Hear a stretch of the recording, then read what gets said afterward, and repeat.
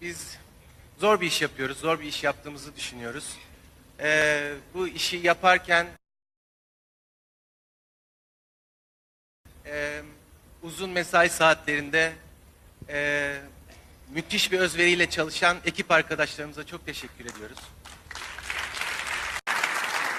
Bu sevdaya inanıp bu ödülü bize getiren izleyicilerimize çok teşekkür ediyoruz.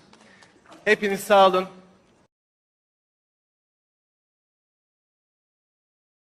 Dünyayı daha güzel yaptığınız için size teşekkür ederim. İyi akşamlar.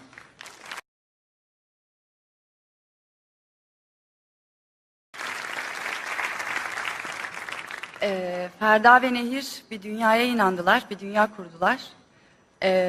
Ve o dünya o kadar güzeldi ki beraberinde biz de inandık. Önce Osman Hoca, sonrasında Emre,